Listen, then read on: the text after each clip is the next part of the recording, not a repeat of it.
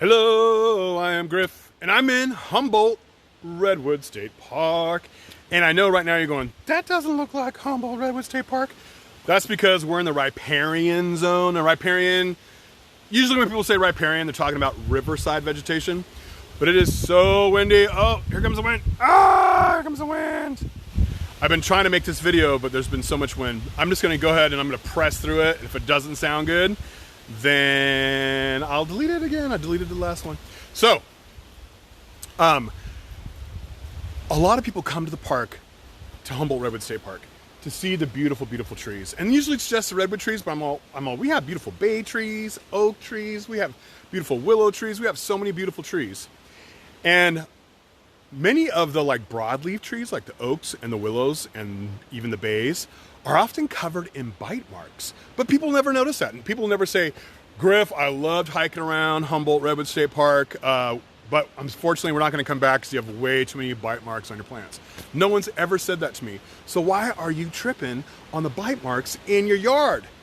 If you plant the plants that are native to your area, you could have a beautiful, functional mini ecosystem in your yard, okay? Or on your balcony or porch or whatever, schoolyard, place of worship, okay? And I'm gonna tell you why and how and give you some examples. Woo, something fell over there. And so there's so many things I could say, but a lot of things that are biting your plants, you could just call that bird food because there are types of insects usually, and insects are the plankton of the land, and the birds would be the fish of the land. So they are out there fishing for insects. And so I was gonna take you around and show you some insect signs on plants, but since it's so windy, this is the most wind-free spot. You're like, really? That's a wind-free spot? Seems like you're about to have a hurricane, tornado, monsoon. But I'm gonna try and do this anyways. Can you guys hear me? Just let me know if you can hear me or if it's too windy and I should try again tomorrow. But when you plant native plants like willows and oaks, if you're gonna plant one native tree, plant an oak tree because they're native all over the place. If they're native to your region, plant it.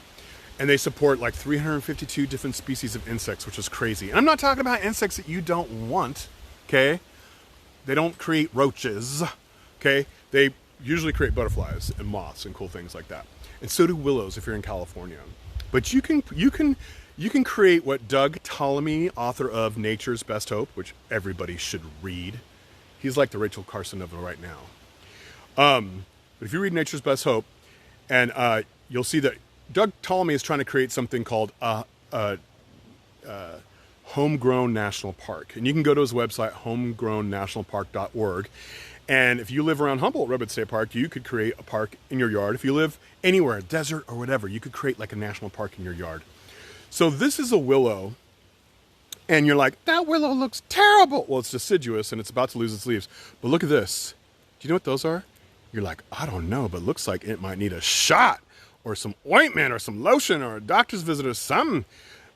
These are sawfly larvae, have laid the eggs. So sawflies are a type of wasp, but they have actually like saw marks on their stinger, hoo-hoo. And so they sting here and their baby is inside of there. And when the mom stings the plant, she also like releases some, we'll just call it magic juice since we're not scientists, some magic juice that always forms these galls. So this is like apple willow gall. So the sawfly mom always, the willow apple gall sawfly always lays her eggs on willows. Kind of like how monarchs always lay their eggs on milkweed. So insects are always laying their eggs on the plants they evolved with because plants have a lot of defenses against insects, okay? That's why some of them smell good and taste good, like mint. It's a defense against insects. Just doesn't bother us. But anyways, so they lay their eggs on here, and so there's like a little maggot inside there that one day is gonna be a sawfly, okay? And these are called willow galls. And I used to show my Corps members, I used to work for the California Conservation Corps as a supervisor, and I used to show my Corps members, and they're like, oh, what's that? Oh, it needs a trip to the doctor. But it's really cool. And there's like little bird food in there. And there's like other really crazy, highly evolved things like little tiny wasps. Most wasps are little tiny and you would call them gnats if you saw them, but they'll try to sting this and lay their egg in there. So sometimes this larva in some types of galls, and there's thousands and thousands of types of galls, they can actually secrete a sugary substance, okay? Make the plant do it. Attracts ants, and then so ants are always licking up this, or yellow jackets come and they're always licking up because yellow jackets love sweet stuff, especially in the fall. and they're licking up that. And so if any parasitic wasp or anything tries to come mess with the gall, the ants and the wasp will attack it. So it recruits its own guards. That's amazing. That's crazy. Did you catch that? Rewind. This is an amazing fact.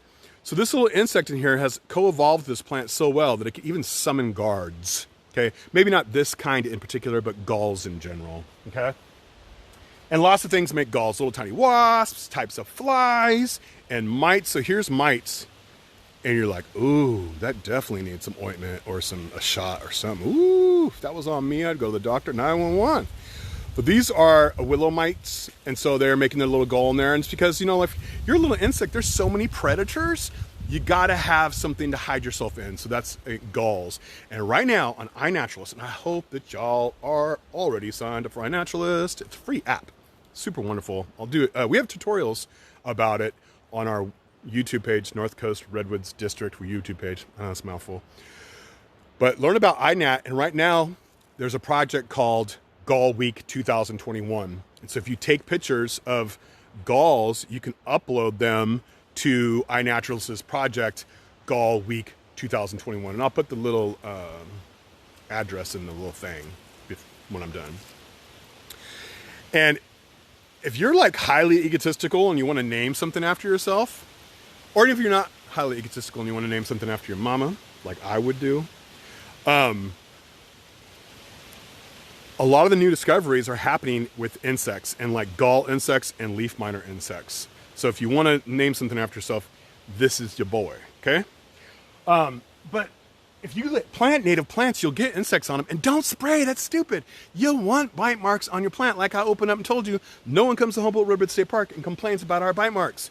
So if you have native plants in your yard and you have interesting this is not native, but if you have native plants in your backyard and you have bite marks on it, take pictures of it, upload it to iNaturalist, and you can find out what it is. And then when you're having your barbecue and stuff, you can be like, come over here and look at these oak galls. Oh, look at these. Aren't those interesting? And your friends will be like, no, it looks like it needs ointment. And you're like, no, it doesn't need ointment.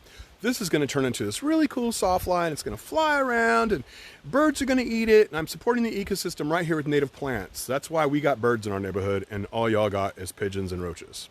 You don't have to add that last part. I don't think this is a goal, but a lot of things, because little insects on leaves are sitting ducks for birds and yellow jackets and ants. And so this animal, and this is a non-native blackberry called Himalayan blackberry, which is actually not even from the Himalayas. It's like from Armenia or something. But they fold the leaf over so they can eat inside of there and have the leaf protect them against predators. So the more you plant native plants, the more you'll notice these little things. And now we have really easy tools and technology to tell us what they are. So you can find out what they are, plant native plants, and you have a homegrown national park.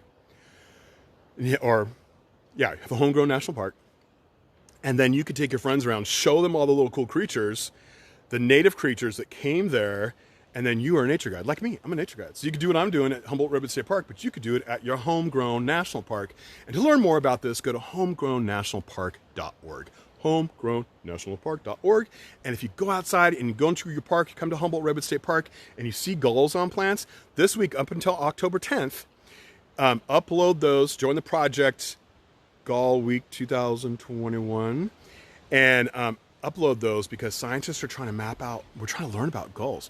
Don't think that experts know about everything. We're still learning, and we need your help.